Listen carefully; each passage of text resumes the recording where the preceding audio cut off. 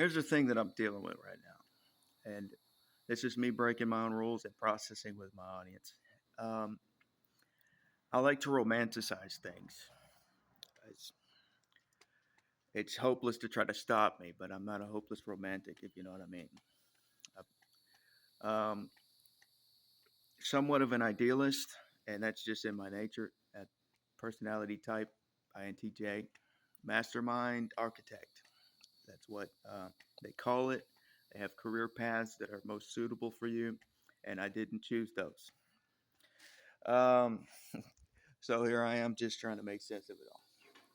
I mean, that's probably the best way of saying it.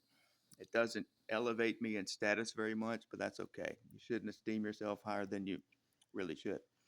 Or be careful not to, I think is what it says in the Bible. So, speaking of the Bible, Solomon had some hits, didn't he? And so I take that approach to parenting, the way that he spoke to his son, whoever that was.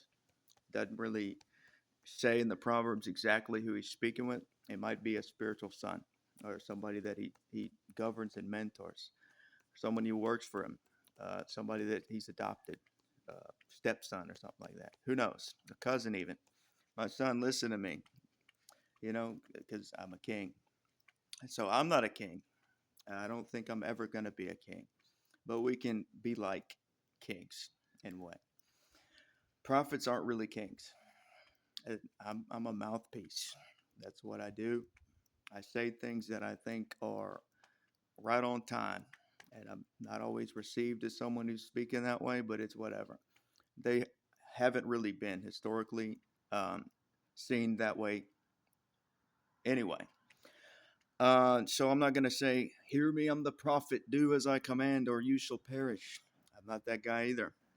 Though occasionally I do have that feeling when I pray and when I make declarations and prophesy in the spirit. I do that. It's part of my private practice, and seldom do I act that way in the sight of others. It's just how I feel. I think that we do, in a sense, have to govern our lives in a way on behalf of God, or God allows us to step into that position, play that role, some would say, and imitate God. So it works best, I think, when God is actually telling you to do it, rather than taking it upon yourself to do as though you're the Lord and lord it over others. Um, but what it does, I think, and I feel the pressure from this, is that it does put pressure on your kids when you do that. When you parent like an absolute Bibleist, you know what I mean? So there's that. People get upset with me. Some don't. Some people think, wow, that's really great. Hope it works. Because, there have been people who didn't succeed. That's a troublesome way of saying it, but it's just what it is. They failed. When they accept that they truly do feel like failures, they can recover because they didn't know everything. They couldn't see everything. They didn't have all power like other people might have thought they did. Nonetheless, they can recover and find peace and the hope of reuniting with people they lost in heaven. It is what it is. So maybe they didn't fail. Maybe they never thought they failed. Maybe no one did. But it's possible, right? So when you do this, when you step out into that journey of parenting, like you're a Bible figure, like you're King David or something like that, you find inspiration. It's like, I'm not him. He's not my primary inspiration, but he's on my list of heroes. I really like Solomon, but I relate to David in a lot of ways more than I do Solomon. Funny, isn't it? So he's a guy came from nothing, and Solomon was given the inheritance of being the king. Doesn't make him any less of a man or less of a success or less of a hero, but it's different. So David was looked down on in a lot of ways, maybe like Joseph or Daniel might have been, or anyone. So we're not them, and they're not idols. You know, we're not necromancers, but we do kind of like invoke the spirit of the prophets and the priests and the kings of old when we find inspiration in the stories and we go, I'm going to take this giant's head. You know, I see it. Other people are skittish about it, and I'm not. Hope it works. So that's me. I find myself in that position from time to time. Not every day, but it does happen. Um, why am I saying this? Because now I'm at the place where I'm like, okay, it's time to think. Not just am I giving instruction or kind of tutoring him along the way. My only son, who who I love so much, I would destroy the world to save him. It's true. God gave his only son to save the world. I wouldn't. That's why he's better than me. You know, maybe I would. Push came to shove. I don't know, but I don't think so. So there it is. A lot of people have a problem with God's demonstration of love and that his son was killed. Me personally, I would take great pleasure in giving vengeance to the person who harmed my only son. Maybe God plans to do the same. Who knows? Um, you see how I do this? I look at things from both sides and maybe another angle that doesn't exist. I'm just trying to see if it can be taken a little bit differently so that we can grow. That's what I view as part of my purpose. Someone recently commented on one of my videos and said, "What is your purpose?" So I can't really give you an answer to that would be comprehensive enough to explain how I feel about it.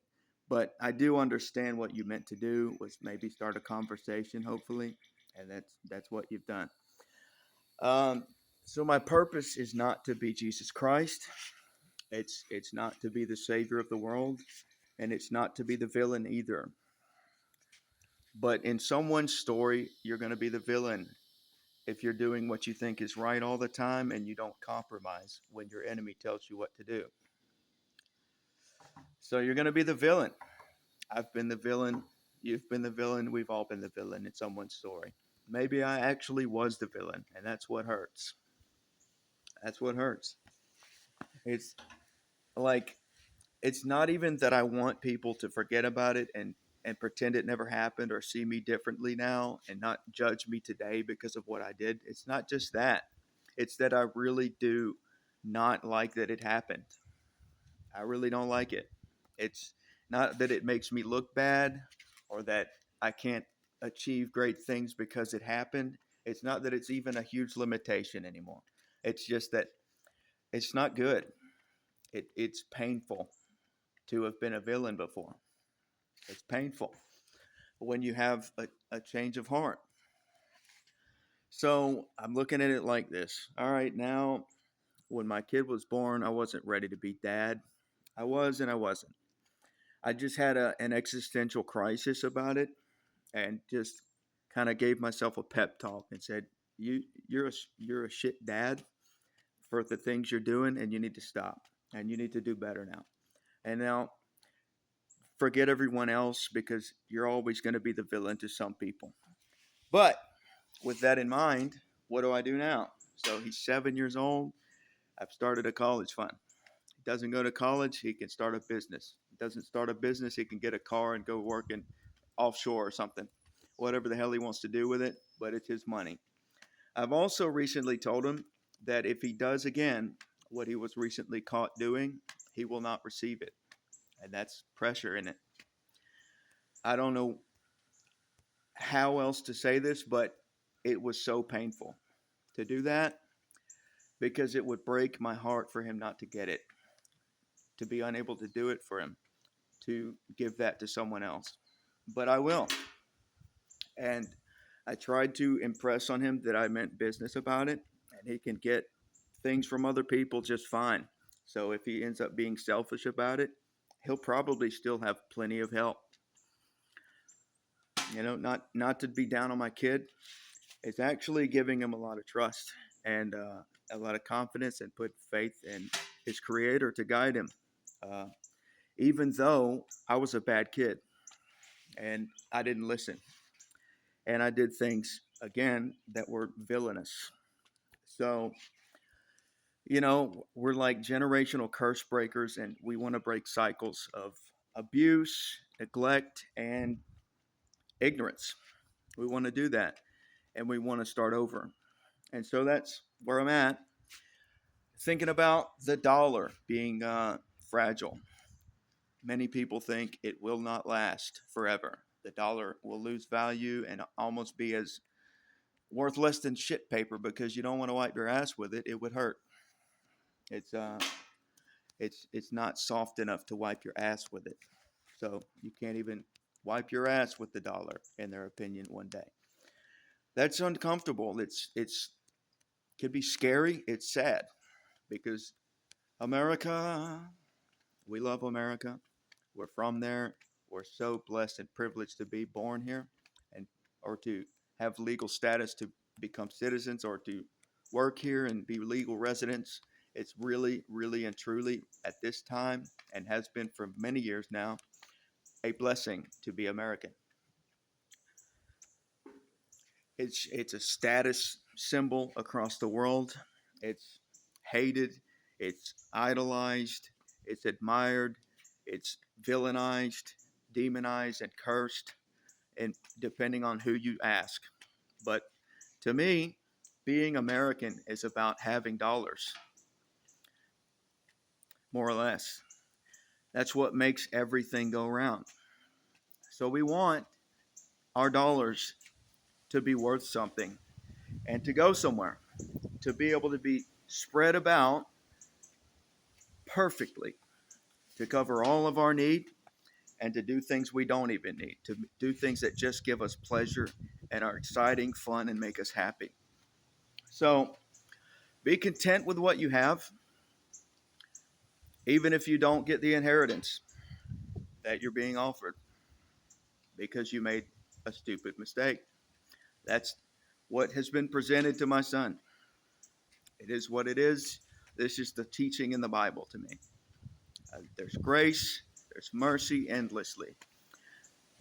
But to receive that kind of blessing from your father, you should have to be a good son. Um, Otherwise, the only thing a father is obligated to do is the bare minimum, to provide for you safety and to tend to your health needs and to make sure you can eat and have clothes to wear, shelter, and all of that, which will happen regardless. I will not disown a person. I will not shame them. I will not curse them. But I will not go above and beyond and perform as father of the century for someone who does not listen to me. So it is what it is. My parents did things the way they did them. Their parents did things the way they did them. This is how I'm doing it. Um, there is money piling up. I seldom forget to put some in there at least 2 or 3 times a week. Just as I have cash flow in, I I earn more than I spend as a rule, and I don't like to buy things that I can't afford twice. Um, if you go back 20 years in history, you won't see me behave that way. That's okay. I mean to do exactly as I say I'll do. So help me God. Lord willing, I will do exactly as I say I'll do in every situation. But if I should err in my judgment once more, twice more, 3 times more, God still loves me. And so I still love my son unconditionally. God bless you. Have a nice day.